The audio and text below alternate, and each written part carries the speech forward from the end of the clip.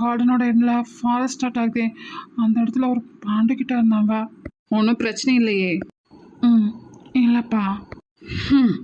வீட்டில் பொம்பளைங்க இல்லாமல் உங்களை வளர்த்ததுக்கு நல்லா வச்சு செய்கிறீங்கடா என்ன.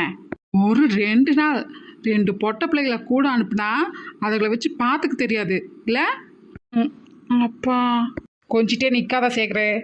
அந்த மேனேஜர் வீடியோ ஃபுட்டேஜை காட்டலானா உடனே அதட்டி மிரட்டி உதச்சி வீடியோ ஃபுட்டேஜாக பார்த்துருக்கணும். அவன் தான் காமிக்க மாட்டேன்னு சொன்னானா நீ சரின்னு தலையாட்டிட்டு வந்துடுவியா? இல்லைப்பா.